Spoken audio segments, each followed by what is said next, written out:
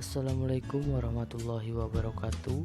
Jumpa lagi dengan dosen kalian, Nuansa Bayu Segara, dalam perkuliahan online Pendidikan Kewarganegaraan. Kali ini materi yang dibawakan adalah wawasan Nusantara. Ini merupakan materi awal dari tema ini. Langsung saja. Sebelum lebih jauh, kalian harus memahami dulu wawasan Nusantara. Dalam subbab ini, yang perlu kalian ketahui adalah pengertian wawasan Nusantara, latar belakangnya, lalu historisnya, dan deklarasi Juanda sebagai landasan wawasan Nusantara. Menurut Lehamnas, wawasan Nusantara adalah cara pandang bangsa Indonesia tentang diri dan lingkungannya berdasarkan ide nasionalnya, yaitu Pancasila dan UUD 1945, yang merupakan aspirasi bangsa yang merdeka, berdaulat, dan bermartabat di tengah-tengah lingkungannya, yang menjiwai setiap tindak kebijaksanaan dalam mencapai tujuan perjuangan bangsa. Ada beberapa hal yang melatar belakangi munculnya gagasan wawasan Nusantara itu sendiri. Yang pertama adalah falsafah Pancasila. Karena ideologi bangsa Indonesia ini mengutamakan kepentingan masyarakat daripada kepentingan pribadi dari golongan, sehingga wawasan Nusantara dimaksudkan untuk memenuhi kepentingan masyarakat, sehingga pendirian bangsa Indonesia ini tidak dijadikan sebagai dasar untuk mengambil keuntungan dari kelompok atau bahkan individual. Selanjutnya, yang kedua adalah aspek kewilayahan Nusantara. Seperti yang kita tahu bahwa Indonesia merupakan negara yang sangat luas dan memiliki banyak pulau. Nah, geografi ini mutlak diperhitungkan dan diketahui oleh seluruh bangsa Indonesia, karena di dalamnya juga kita memiliki aneka sumber daya alam, sumber daya manusia yang terdiri dari berbagai macam suku bangsa, dan itu merupakan kekuatan bagi bangsa Indonesia. Selanjutnya adalah aspek sosial budaya. Indonesia memiliki beragam suku, agama, bahasa, dan adat istiadat, sehingga hal ini mampu menjadi penguatan dari keragaman budaya bangsa Indonesia. Selanjutnya adalah aspek historis. Seperti yang kita tahu, perjuangan bangsa Indonesia untuk merdeka membutuhkan waktu yang sangat panjang, sehingga mempertahankan dan menjaga persatuan NKRI adalah mutlak dilakukan. Oleh karena itu, wawasan Nusantara dapat dijadikan sebagai alternatif penguatan penjaga persatuan bangsa Indonesia, khususnya Negara Kesatuan Republik Indonesia. Lalu kita lihat aspek historis. Salah satu persyaratan mutlak harus dimiliki oleh sebuah negara adalah wilayah kedaulatan, di samping rakyat dan pemerintahan yang diakui.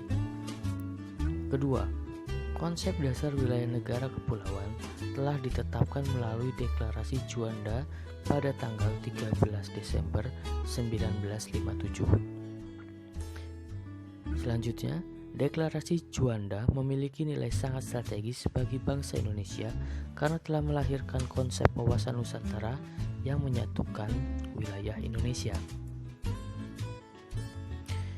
Laut Nusantara bukan lagi sebagai pemisah setelah Deklarasi Juanda dicanangkan, akan tetapi sebagai pemersatu bangsa. Indonesia yang disikapi sebagai wilayah kedaulatan mutlak Negara Kesatuan Republik Indonesia yang terdiri dari pulau-pulau, dengan pemersatunya adalah wilayah perairan atau kelautan Indonesia. Nah, kita pelajari lebih jauh Deklarasi Juanda.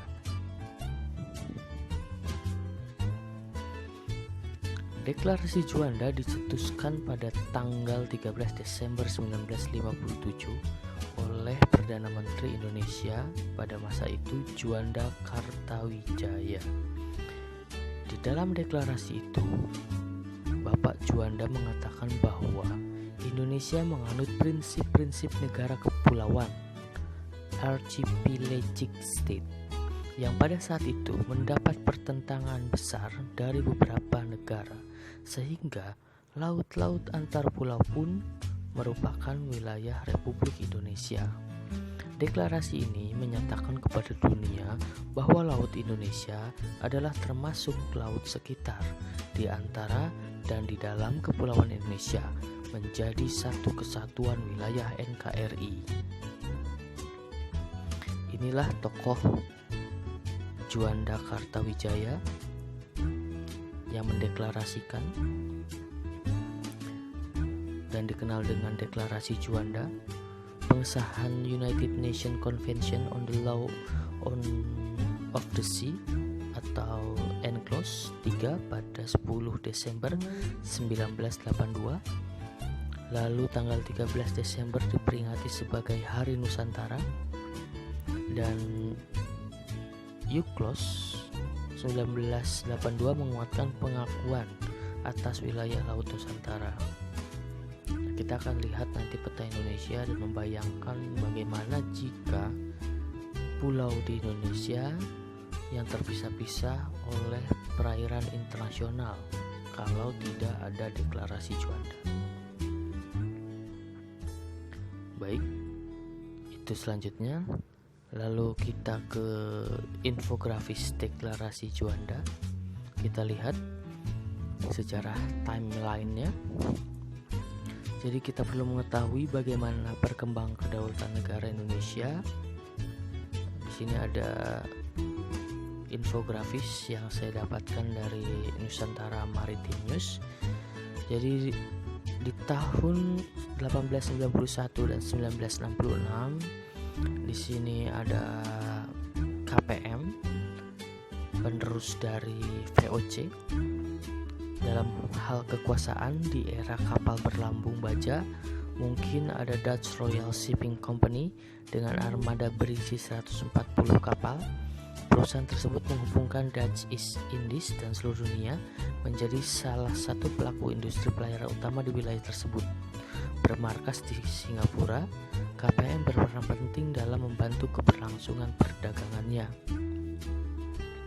Jadi pada masa itu wilayah Lautan Nusantara setelah dikuasai oleh VOC lalu dilanjutkan oleh KPM ini.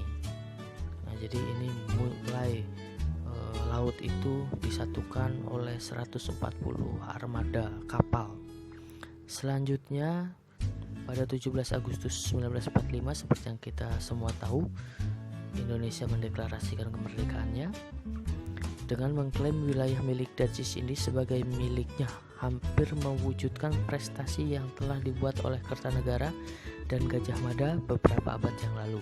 Namun usaha ini belum rampung karena menurut hukum laut internasional, perairan Nusantara masih dianggap sebagai perairan internasional. Jadi bisa dibayangkan bahwa Laut Jawa itu adalah merupakan laut internasional, sehingga kapal-kapal asing bebas keluar masuk negara kita.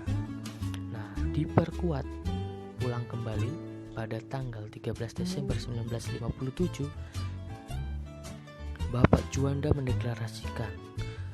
Jadi kekurangan tersebut diperbaiki dengan kebijaksanaan.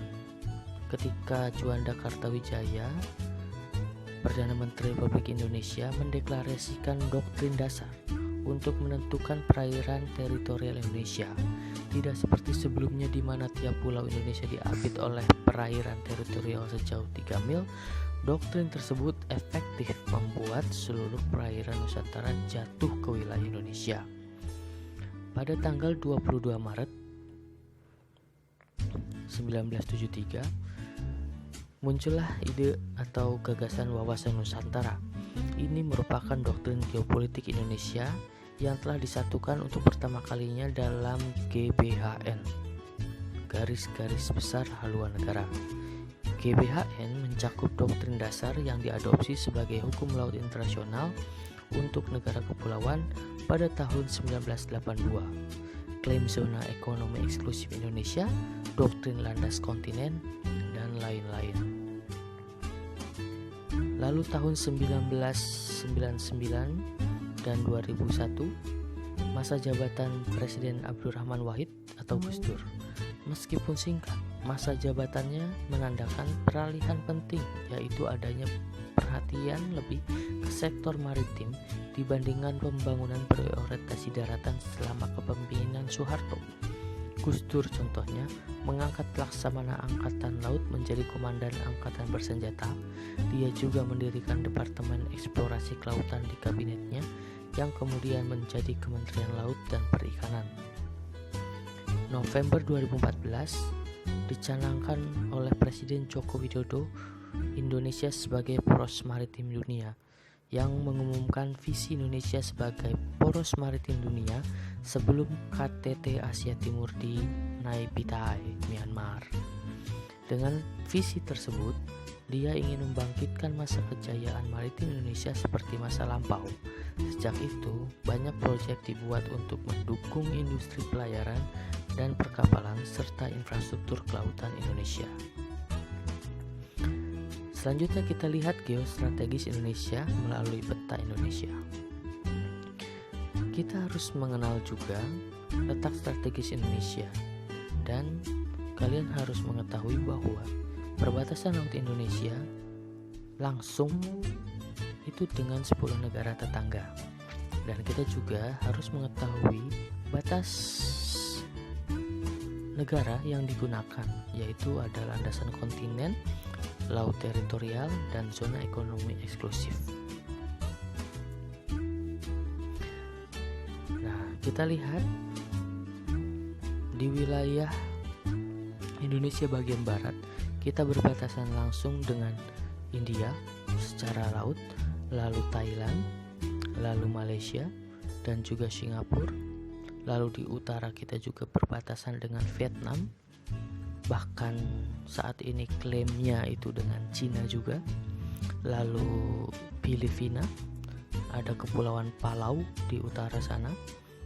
Lalu di sebelah timur berbatasan langsung secara darat dengan Papua Nugini. Di sebelah selatan berbatasan langsung di darat dengan Timur Leste, dan di laut dengan Australia. Lalu kita lihat di sini ada warna-warna yang menjadi area-area tertentu. Nah, sekarang kita lihat di sini ada yang berwarna ungu, perairan, kepulauan, dan pendalaman. Nah, ini dulu yang berwarna ungu itu sebelum deklarasi Juanda, ini adalah wilayah laut internasional, sehingga seluruh negara kapalnya itu bisa masuk dan berlayar bebas. Nah, lalu yang berwarna orange itu adalah laut wilayah atau laut teritorial yang berjarak 12 mil laut ya. Lalu ada zona tambahan 24 mil laut, dan disinilah berkat kepiawaian diplomatis dari Bapak Juanda, Perdana Menteri kita, Indonesia memiliki zona ekonomi eksklusif selain perairan, kepulauan, dan pendalaman yang menyatu dengan wilayah daratan. Zona ekonomi eksklusif ini hanya dimiliki oleh negara yang disebut dengan kepulauan. Jaraknya 200 mil, dan kita dapat mengeksplorasi minyak, perikanan, dan hasil kelautan lainnya. Lalu di sini juga ada batas landas kontinen, ini batas benua yang biasanya digunakan pada saat negara antar benua itu bertemu. Ini adalah penjelasan singkat tentang letak geostrategis Indonesia.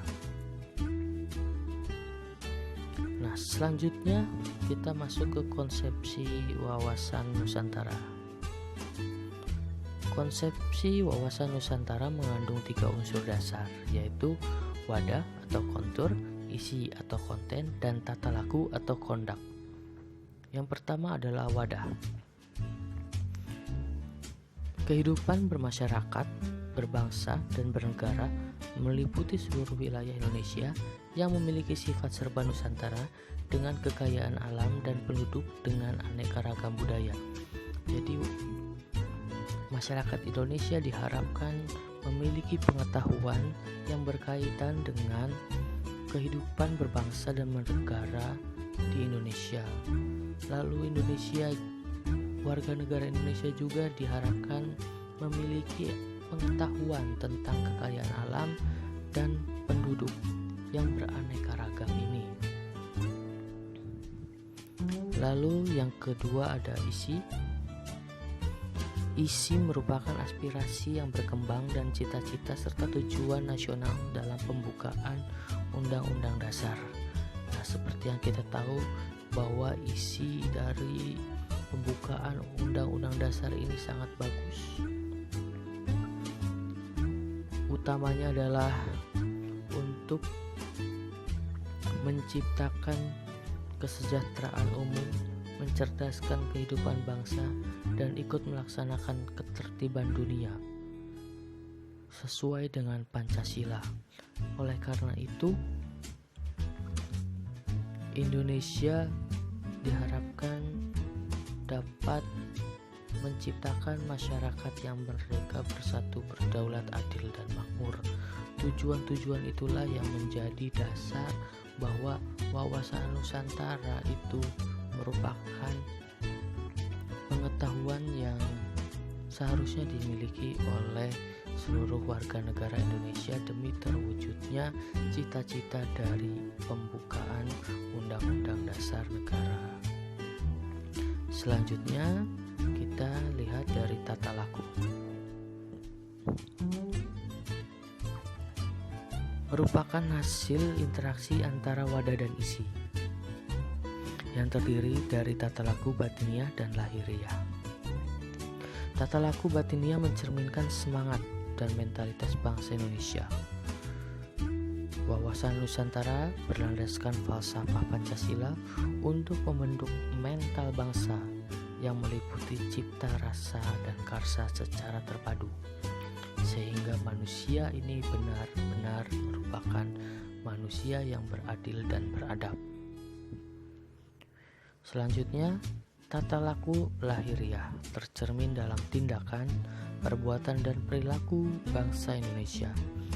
Wawasan Nusantara diwujudkan dalam satu sistem organisasi yang meliputi perencanaan, pengawasan, dan pengendalian, sehingga wawasan Nusantara terus berkembang dan menjadi sebuah refleksi bangsa Indonesia dalam mencintai negaranya untuk mewujudkan kemajuan bersama bagi negara bangsa Indonesia. Mungkin itu penjelasan hari ini. Terima kasih. Billahi taufiq wal hidayah. Wassalamualaikum warahmatullahi wabarakatuh.